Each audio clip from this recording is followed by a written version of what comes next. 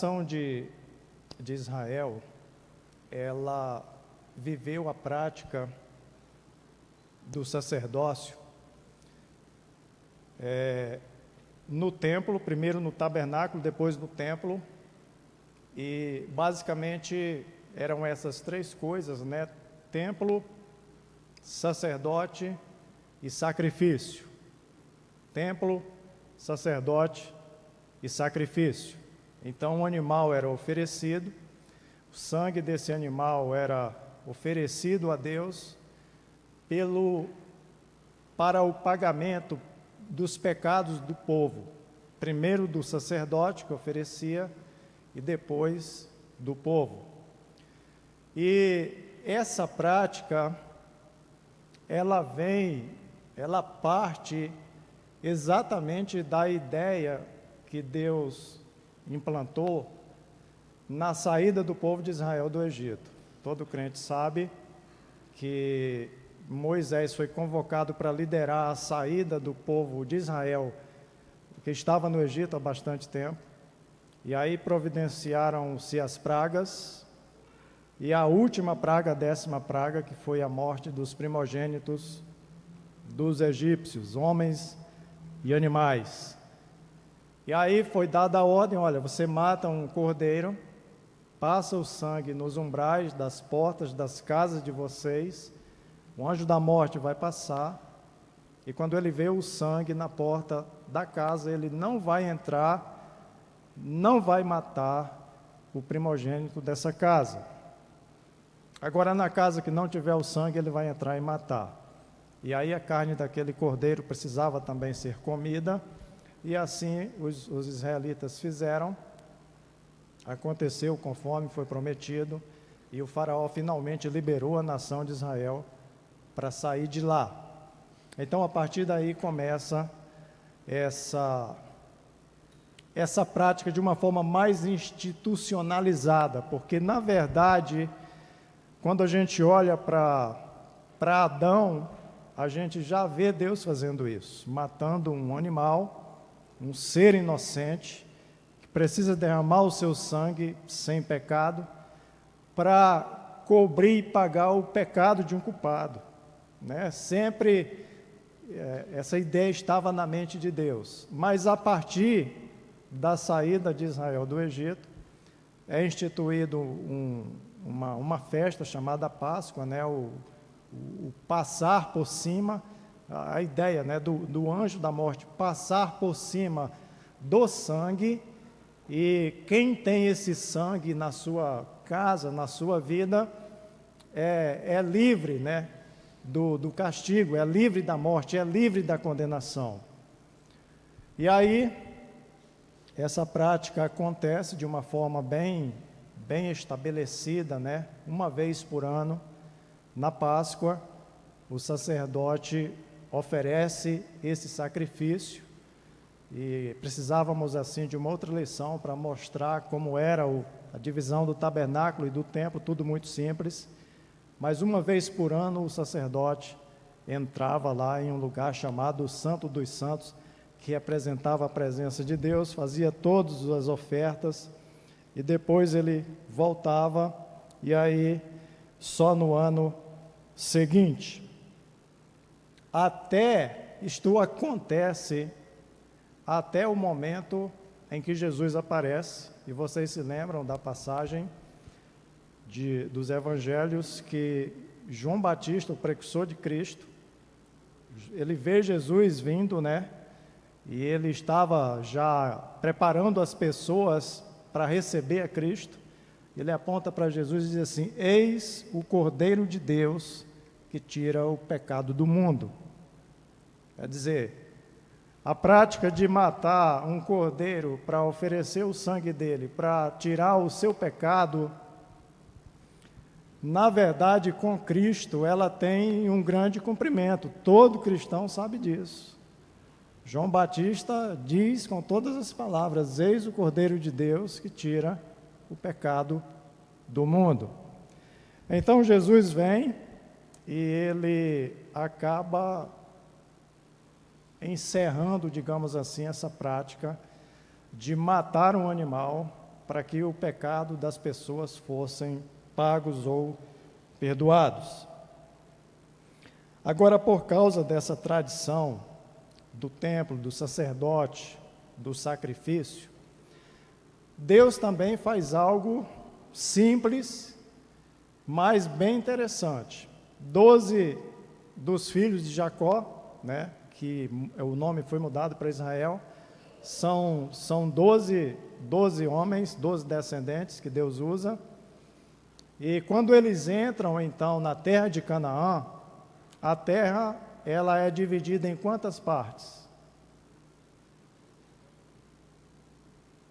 São 12 filhos, 12 tribos. A terra é dividida em 12 partes, 11 partes. Porque a tribo de Levi não ganha herança. E por que a tribo de Levi não ganha herança? Alguém sabe? Porque eles são sustentados pelas outras tribos para praticar o sacerdócio. Né? Então, a tribo de Levi, esse entendimento é um entendimento muito interessante, eis porque a igreja precisa sustentar aqueles que trabalham na obra diretamente, intensamente, é assim que funciona. E aí a tribo de Levi não ganhou sua terra para nela trabalhar, porque seria sustentada então com a sua linhagem de sacerdotes, né? Fazendo o que Deus queria que fizesse na adoração daquele sacrifício anual e do culto tradicional da nação de Israel até a chegada de Jesus Cristo. Então, quando você lê o livro de Êxodo, logo no começo, você vê que conta lá a história que um homem da tribo de Levi, né, era Joquebede, e o marido dela era o Arão, da tribo de Levi, e ela também, da tribo de Levi. Eles casaram já no Egito, e nasceu o Arão, nasceu Moisés, nasceu a Miriam, não sei se teve mais, eu acho que são esses três. E parece que o Moisés foi o último, né? Na época em que o faraó mandou matar os meninos, para que a nação de Israel não crescesse mais ainda e dominasse o Egito, mas Moisés escapou. Mas quando eles saem do Egito, o Arão então é chamado, e a partir dos 3 filhos de Arão, saem, como se diz, os 3 ramos de trabalho sacerdotal. Era o Gerson, o Coate e o Merari, né? Alguém chama de Merari, eu acho que é Merari, não sei como é que se diz. Mas aí desses 3 meninos, né, Deus estabelece, olha, o povo da tribo de Levi fica responsável por esse sacerdócio. Então, entram em Canaã, começam a praticar isso aí, e a carta aos Hebreus, quando ela aparece, a tradição diz que a gente não sabe quem escreveu Hebreus. Eu continuo achando que foi o apóstolo Paulo. Tá? Não vá por mim. Mas eu acredito, porque quando a gente estuda literatura, a gente encontra muitos escritores e escritoras que eles saem do seu curso normal de escrita e passam, né, Stephanie, a usar um pseudônimo e passam a escrever de forma totalmente diferente. Mas é a mesma pessoa, com um nome diferente. Fecha parêntese. Quando o escritor de Hebreus vai explicar isso, basicamente, ele escreveu para explicar que Jesus Cristo é um sacerdote totalmente diferente dos sacerdotes da tribo de Levi. E aí, com esse entendimento, fica mais fácil de você ler o livro de Hebreus, né? E, basicamente, a gente detecta essa diferença em 3 pontos. Primeiro ponto é que os sacerdotes da tribo de Levi, eles morriam e eles precisavam ser constantemente sucedidos, né? Eu tive estudando um pouco hoje e era pela casa dos 50 anos, eram jovens, né? Geralmente se sucedia, alguns passavam mais dessa idade, mas me parece que a exigência era tão intensa, porque se o sacerdote oferecesse um sacrifício em pecado, nem do templo ele voltava mais, lá mesmo Deus já matava ele. Então, era uma obra que exigia muito, muito, demais. Existem algumas profissões no Brasil que você se aposenta com 25 anos de trabalho, né?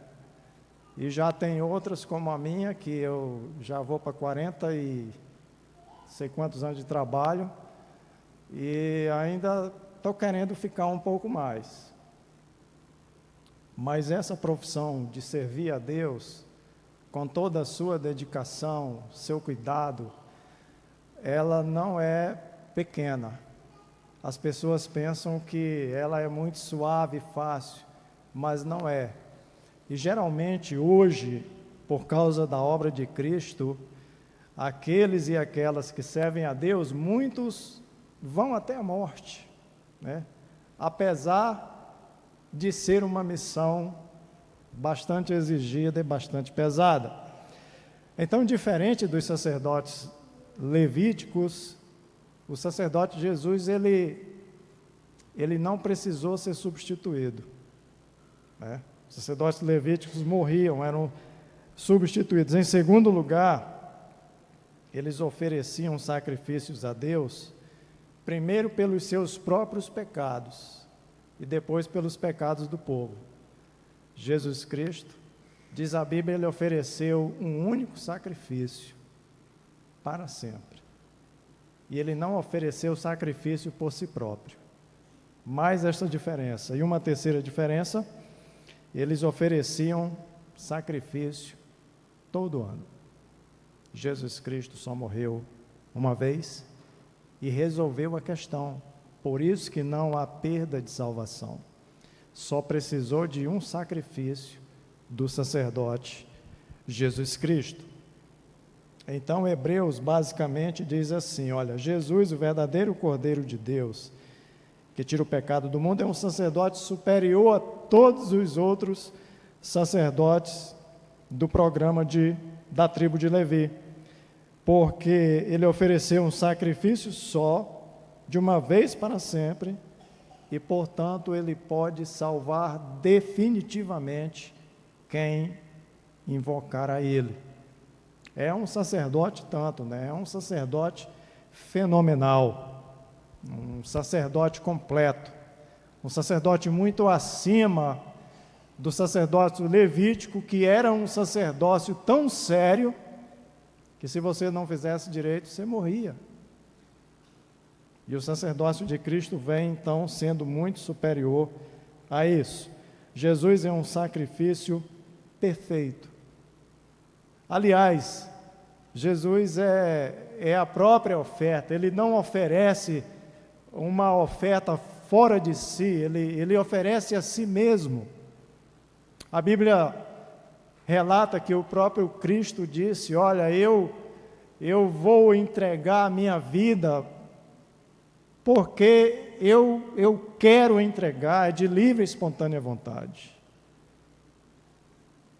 Ele decidiu fazer isso, apesar da dor, ele fez isso. Mas só que chega um momento, quando Cristo já está aqui na terra, né, se preparando para oferecer esse sacrifício único e suficiente, surge uma discussão, né? Jesus começa a deixar claro que ele é igual a Deus, que ele é Deus, que ele é filho de Deus, e essa discussão vai tomando corpo, vai crescendo. Os religiosos da época de Cristo começam a questioná-lo, e aí, quando Jesus deixa claro que vai cumprir essa missão sacerdotal, cria-se um entendimento na mente do povo de Israel. Espera aí, mas Jesus não é da tribo de Levi. Jesus é de qual tribo? Jesus? De Judá, da tribo de Judá. E a Bíblia, o próprio escritor de Hebreus disse, na passagem que lemos, ela não fala absolutamente nada sobre nenhuma ligação da tribo de Judá com o sacerdócio. Então, de Judá não tem sacerdote.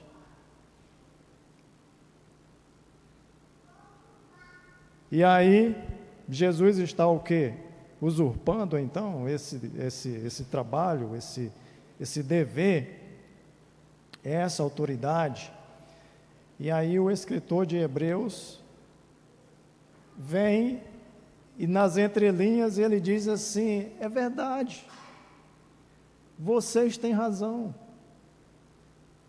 O sacerdócio que Deus estabeleceu, ele tem que ser praticado pela tribo de Levi, não é pela tribo de Judá. E Jesus realmente é descendente de Judá. Só que tem uma coisa: Jesus é sacerdote não segundo a ordem de Levi ou de Arão, como nós acabamos de ler, mas Jesus é sacerdote segundo a ordem de Melquisedeque. E aí é esse entendimento que penso eu, porque me tocou dessa forma, nos traz uma alegria e uma motivação muito grande para a prática de um negócio que a igreja faz. Então, o escritor de Hebreus, repito, ele diz assim: realmente, Jesus não pode ser sacerdote, porque ele não é da tribo de Levi. Só que Jesus, ele é outro tipo de sacerdote, ele é um sacerdote, mas da ordem de Melquisedeque. Agora eu pergunto para vocês, quem foi Melquisedeque? A Bíblia dá umas duas, ou não sei nem se 3 frases sobre Melquisedeque, né? Quando fala dele, diz assim: ele não tem pai, não tem mãe, ninguém sabe de onde ele vem, nem para onde ele foi, né? Só se sabe que ele é rei de justiça e rei de Salém, que significa rei de paz. Bom, vamos tentar entender um pouco sobre Melquisedeque. Vamos voltar para Hebreus 7 e vamos para o verso 1. O escritor de Hebreus diz assim: esse Melquisedeque, rei de Salém e sacerdote do Deus Altíssimo, encontrou-se com Abraão quando este voltava depois de derrotar os reis e o abençoou, e Abraão lhe deu o dízimo de tudo. Em primeiro lugar, seu nome significa rei de justiça, depois rei de Salém, quer dizer rei de paz. Salém, mais tarde, o nome é mudado para Jerusalém. Sem pai, sem mãe, sem genealogia, sem princípio de dias nem fim de vida, feito semelhante ao Filho de Deus, ele permanece sacerdote para sempre. Considerem a grandeza desse homem. Até mesmo o patriarca Abraão lhe deu o dízimo dos despojos. A lei requer dos sacerdotes, dentre os descendentes de Levi, que recebam o dízimo do povo, isto é, dos seus irmãos, embora estes sejam descendentes de Abraão. Este homem, porém, que não pertencia à linhagem de Davi, recebeu os dízimos de Abraão e abençoou aquele que tinha as promessas. Sem dúvida alguma, o inferior é abençoado pelo superior. No primeiro caso, quem recebe o dízimo são homens mortais. No outro caso, é aquele de quem se declara que vive. Pode-se até dizer que Levi, que recebe os dízimos, entregou-os por meio de Abraão, pois quando Melquisedeque se encontrou com Abraão, Levi ainda não havia sido gerado. Abraão, todo crente sabe, ele é o primeiro da linhagem de Israel. Foi com Abraão que tudo começou, né? Deus chama Abraão e diz assim: olha, de ti eu vou fazer uma grande nação. Aí vem o Isaac, vem o Jacó, aí vem as 12 tribos, né? E aí a nação de Israel fica um tempo no Egito, sai do Egito, entra em Canaã, e a história segue. Mas Abraão é o primeiro da linhagem de Israel. Abraão, na verdade, ele é antes de Moisés, né? Moisés já é descendência de Abraão. O Abraão, olha só, ele é antes do sacerdócio de Arão, né? Que Arão é o irmão de Moisés. Abraão é antes do sacerdócio de Levi. Abraão é antes dos 10 mandamentos, das tábuas da lei, da chamada Torá. Abraão é antes do templo. Abraão é antes da Páscoa ser estabelecida. Abraão é antes de todas estas informações, estes eventos e estes elementos extremamente importantes para o surgimento da fé, para a adoração em Deus. Então Abraão se encontra com esse Melquisedeque. Significa então que Melquisedeque, ele é antes de Abraão. Ele é mais velho que Abraão, apesar de ser da época de Abraão, mas ele já vem, né, fazendo o seu trabalho antes de Abraão. E eu vou ficar repetindo isso que eu vou dizer agora, e o escritor de Hebreus está dizendo isso: o sacerdócio de Cristo é da ordem de Melquisedeque, é de antes de Abraão, não é a partir da Páscoa, é de antes de tudo isso. Ele é um sacerdote, Jesus, segundo a ordem de Melquisedeque. E o verso 2 de Hebreus 7 diz assim: Abraão lhe deu o dízimo de tudo. Abraão reconheceu a autoridade, ele reconheceu a legitimidade de Melquisedeque. Quando Deus separa a tribo de Levi e diz: olha, vocês têm que dar o dízimo para a tribo de Levi, vocês, as outras 11 tribos, na verdade isso já era uma prática, né, que de alguma forma Deus tinha estabelecido na antiguidade. Quem serve a Deus precisa ser sustentado. E aí Abraão reconhece essa legitimidade de Melquisedeque como sacerdote e entrega o dízimo. O verso 2 continua dizendo sobre Melquisedeque: ele é rei de justiça, ele é rei de paz, né? Rei de Salém. E no verso 3 nós temos uma coisa bem interessante: sem pai, sem mãe, sem genealogia, né? Não descreve os seus ascendentes nem descendentes, sem princípio de dias nem fim de vida, feito semelhante ao Filho de Deus, ele permanece sacerdote para sempre.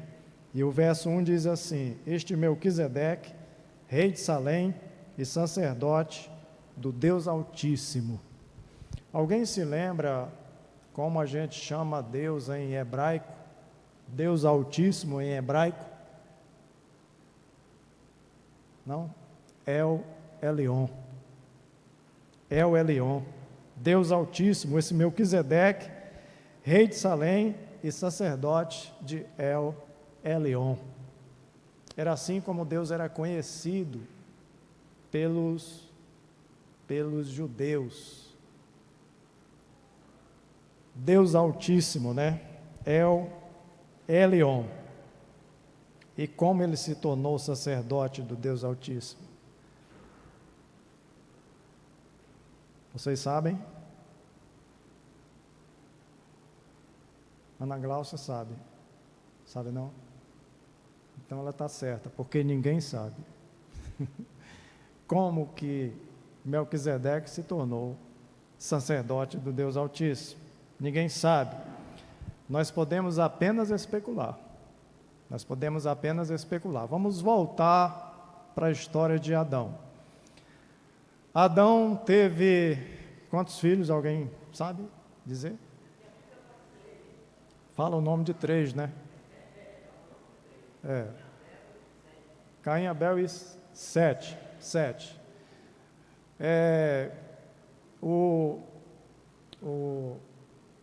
Quem matou Caim? Ninguém sabe, tão comum essa história. O pastor Jonas até perguntou na última lição e vocês responderam, por que hoje não? Por que só respondem com o pastor Jonas? Mirtes, foi o contrário. Caim matou Abel. A Bíblia fala que Adão teve outros filhos e filhas, não fala? Não quero voltar lá para ler, mas fala. Mas só que quando, e parece que foi o terceiro mesmo, que quando a Eva dá à luz os 7, ela diz, olha, Deus me deu um em lugar de Abel, colocou o nome de Sete. Aí a Bíblia começa a dar a genealogia de Sete. E nessa genealogia vem um rapaz chamado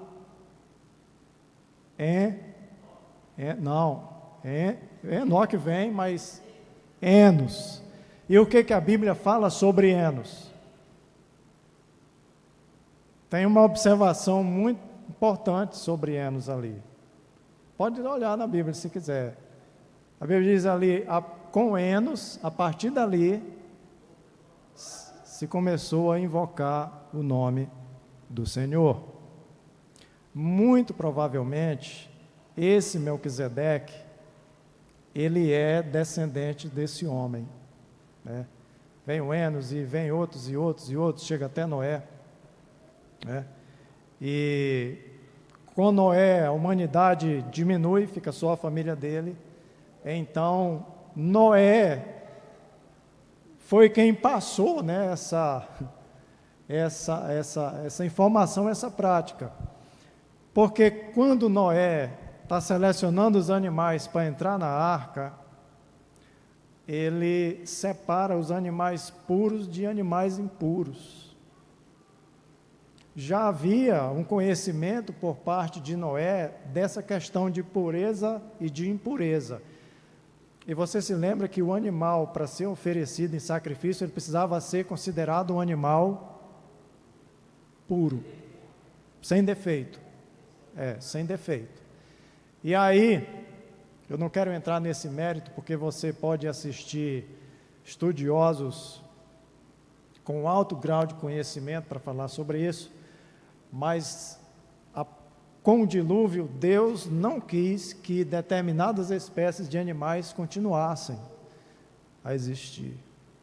Alguns acreditam que até esses grandes animais que habitavam na terra, com o dilúvio, eles se foram, né? E hoje eles acham pedaços de ossos enormes, imensos, e saem montando o quebra-cabeça. Isso aqui é um dinossauro, isso aqui é um tiranossauro, isso aqui é um bolsonarossauro, um lulossauro, né?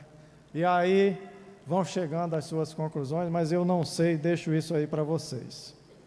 A verdade é que Noé tinha esse conhecimento de animal que era puro e animal que era impuro. Quando chega no Novo Testamento, o judeu ainda carrega muito forte isso aí, né? Essa coisa, não, esse tipo de animal aqui eu não como, aquele lá eu como, até que Pedro, né, entrou nessa onda E Deus mostrou para ele: Pedro, deixa de ser tolo, rapaz. Come tudo que tem aí, porque com ação de graça nada fica impuro. Então, de Gênesis 14, 17 a 20, agora nós vamos ler. Gênesis 14, 17 a 20.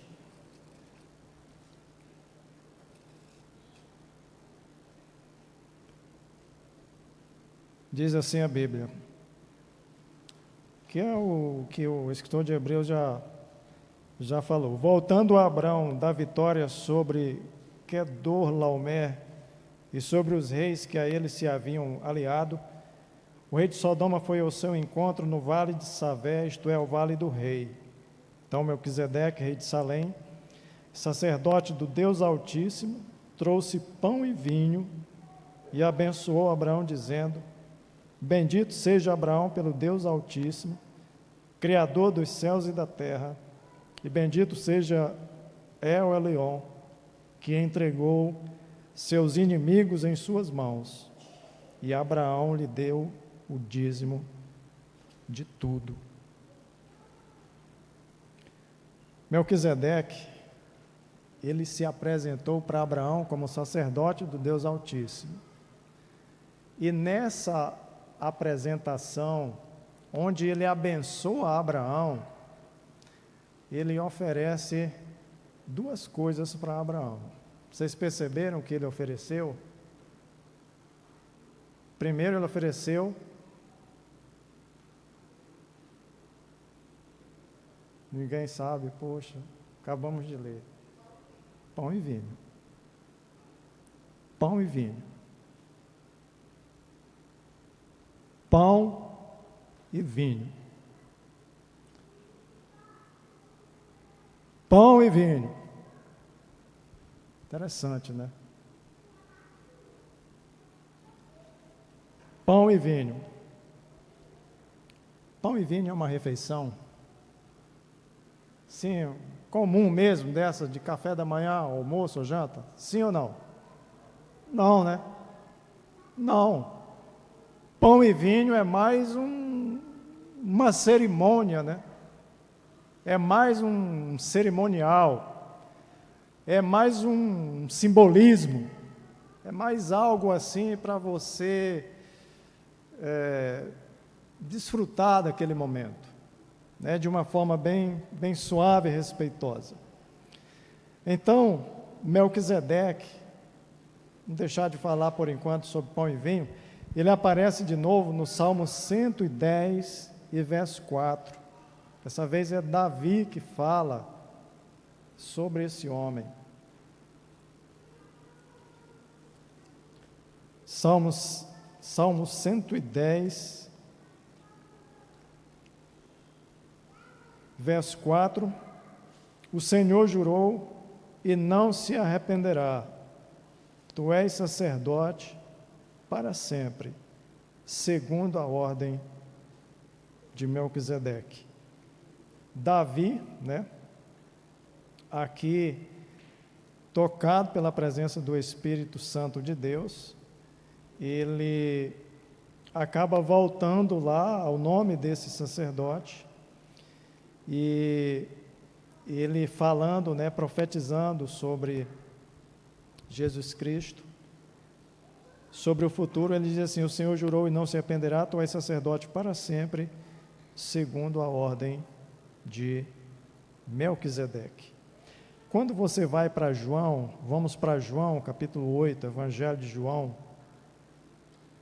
nós vemos ali Jesus debatendo com os religiosos de sua época, um debate muito pesado, muito forte, onde Jesus diz que eles são filhos do diabo e não são filhos de Abraão. Jesus fala, vamos ler do verso 53 a 58 somente, para a gente não se demorar mais. João 8, que diz assim: você é maior do que o nosso pai Abraão, ele morreu, bem como os profetas. Quem você pensa que é? Os religiosos discutindo com Jesus. Verso 54, respondeu Jesus: Se glorifico a mim mesmo, a minha glória nada significa. Meu Pai, que vocês dizem ser o seu Deus, é quem me glorifica. Vocês não o conhecem, mas eu o conheço.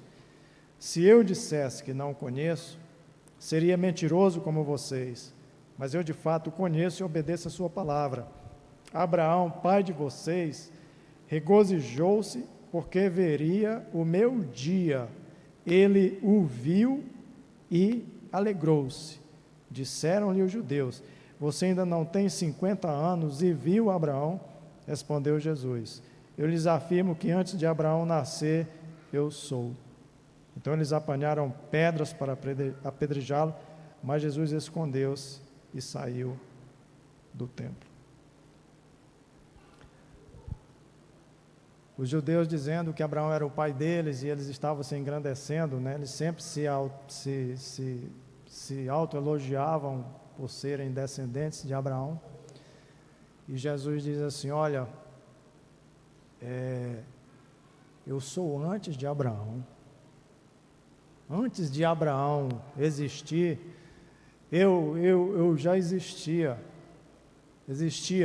E digo mais para vocês: Abraão, ele desejou saber sobre mim, pelo menos aqui na NVI está assim, diz assim: ele me viu.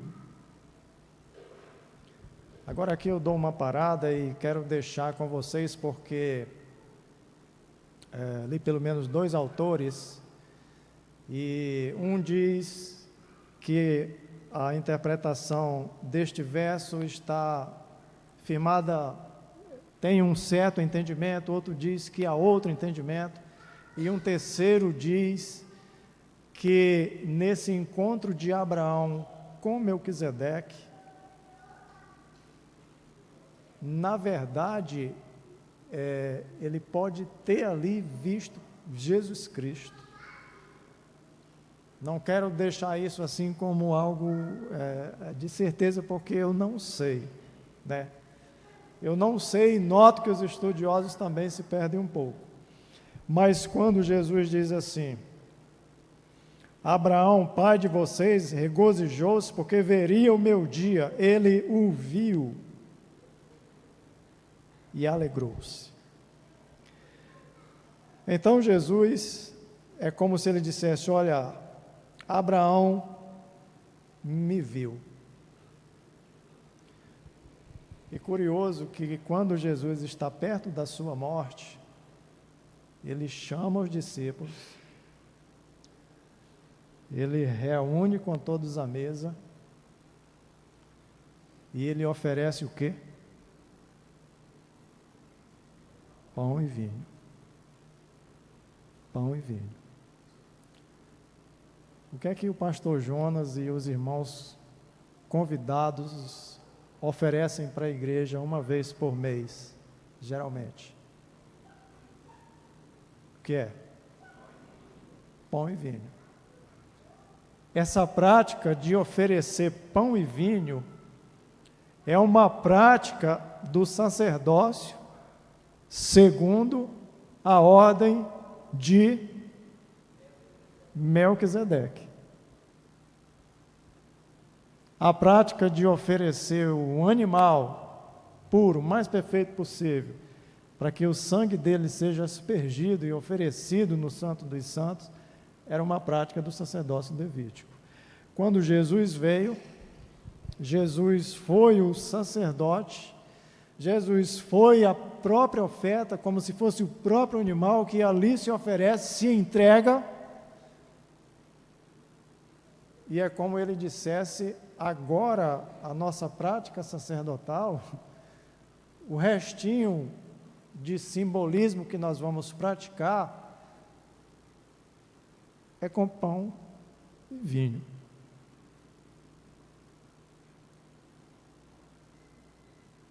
Você nunca participou da ceia do Senhor com pão e vinho? Não me responda. Nunca participou? Nunca mesmo? Participe. Porque se Melquisedeque abençoou Abraão com pão e vinho, E Abraão entendeu que aquele homem era sacerdote de El Elyon. Entregou o dízimo, e Abraão estava vindo de uma guerra, e naquela época, quem vencia ficava com todos os bens dos vencidos, não era pouca coisa. Abraão entregou 10% de tudo aquilo que ele estava trazendo com ele. E aquele homem comemora ali com Abraão e o abençoa com pão e vinho. Mais tarde, Jesus usa os mesmos elementos e ele diz assim: olha, isso aqui é um símbolo do meu corpo que eu ofereço para salvar vocês, o pão, e o vinho é o sangue, representa o sangue que eu derramo para pagar o pecado de vocês. E aí nós ficamos com essa ordem de celebrar com pão e vinho.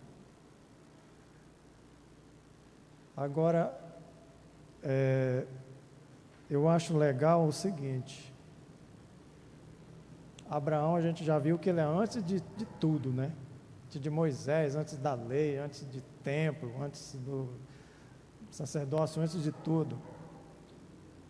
Mas Abraão se prostrou diante de Deus através do sacerdote com pão e vinho. Eu não consigo explicar para você como que isso é tão grande. Tão grande. Faça tudo para participar do pão e do vinho. Sei que você já participa pela fé, porque você crê em Cristo. Mas o momento que a igreja se reúne para praticar a ceia do Senhor, essa celebração, você vê isso em Mateus 26, 26, 27, Jesus oferece pão e vinho, né, aos discípulos. E pão e vinho é algo muito elementar, muito simples, mas foi isso que Deus escolheu. Jesus é um sacerdote diferente, realmente judeus, disse o escritor de Hebreus, ele é diferente. Ele não é realmente da tribo de Levi. O sacerdócio dele é diferente, é de antes de Abraão. Jesus vem do começo. Olha só que maravilha é o nosso seguir a Cristo, fazer parte da igreja dele. A gente vem de muito antes de tudo isso, e a nossa prática é tão simples, né? Fora essa do pão e do vinho, só tem o batismo. Outra prática super simples, mas isso deve ter uma honra tão grande quando nós estamos praticando isso, que Deus vê que estamos, e de alguma forma Deus deve se alegrar. Eu penso assim. E às vezes os crentes, eles não se esforçam para participar do pão e do vinho, né?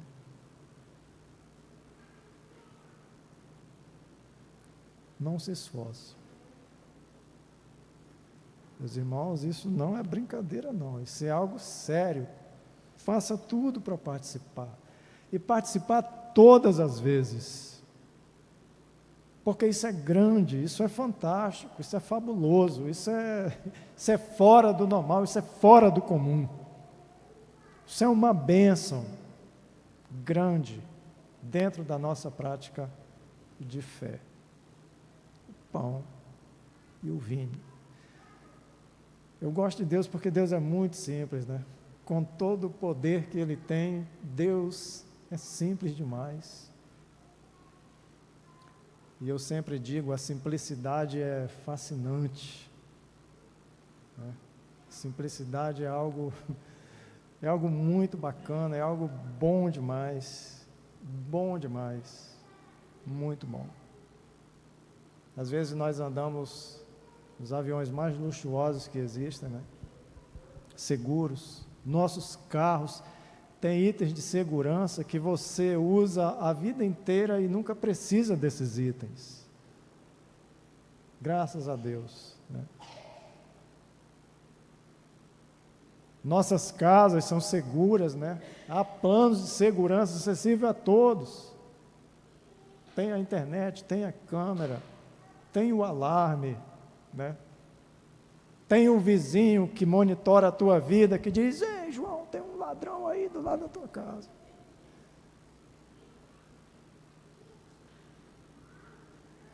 Tem tudo. Tem um navio que você faz o cruzeiro cheio de luxo, de prazeres, maravilhas. Mas não tem nada tão legal, né, João, como andar a pé. Você já parou para pensar a maravilha que é andar a pé? Toda vida que eu ando a pé, eu digo: Senhor, muito obrigado, porque eu posso andar a pé. Outro dia a Miriam foi me buscar no aeroporto, à noite, e eu digo: Miriam, vem me buscar. Ela estava com outros compromissos, aí eu consegui sair mais cedo, mas já era de noite. Aí eu peguei minha mochila nas costas e vim embora a pé. Aí quando eu estava já perto do Garapé Preto, a Miriam passou, mas ela não me viu, já estava de noite. E aí eu digo: não, ela vai me procurar. Vai me procurar. A mulher tem que procurar o homem. Às vezes o homem: pastor, minha mulher não me procura mais. Se esconda. Eu digo: a Miriam vai me procurar. E aí não deu outro, o telefone tocou: olha, já cheguei. Eu digo: não, já saí, eu estou aqui, vem embora. Vem olhando para o lado direito que tu vai me ver. E eu vim, rapaz, naquela noite, sozinho naquela estrada, né, a pé.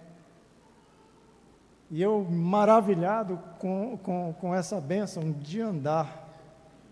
Andar, se você prestar atenção, parece que eu estou saindo da pregação, mas eu já vou encerrar. É a simplicidade que nos traz os grandes prazeres da vida, né? É a simplicidade. E seguir a Deus é simples. As práticas que Deus exige de nós são simples demais. Simples, né? E tem gente que não valoriza isso. Tem gente que acha que a adoração a Deus tem que ser um negócio suntuoso. Você veste uma roupa cheia de camadas e um monte de ritual e uma coisa tão complicada. Meu Deus do céu, Deus não é assim, Deus é simples. Eu penso que quando nos encontrarmos com Jesus, nós vamos ter um temor muito grande, mas nós vamos perceber o quão simples é Jesus. Simples demais. Pão e vinho. Se você nunca valorizou o momento da celebração da ceia do Senhor, onde nós lembramos da morte de Cristo por nós, comece a repensar isso aí. O pastor João disse: domingo é a ceia do Senhor. Meu amigo, agenda isso na tua vida como a viagem dos teus sonhos. Domingo, próximo domingo de manhã é a ceia do Senhor. Eu não fico em casa, mas sob hipótese alguma, e eu vou me preparar, e eu vou participar. Tá bom, irmãos? A pregação de hoje tão simples, né? Só para dizer isso, um rodeio tão grande só para dizer isso. Mas é para você entender que se está na Bíblia, é porque é importante. Se está na Bíblia, é porque é importante. Pastor Jonas não vai falar? Está de férias, mas trabalha, né? Está de férias, mas trabalha. A tribo de Levi é assim, né, pastor? Não é de Melquisedeque. Nós somos da ordem de Melquisedeque. Exatamente. Pastor João deu um nó na cabeça de todo mundo aí hoje, não foi? Fator Melquisedeque é o nome do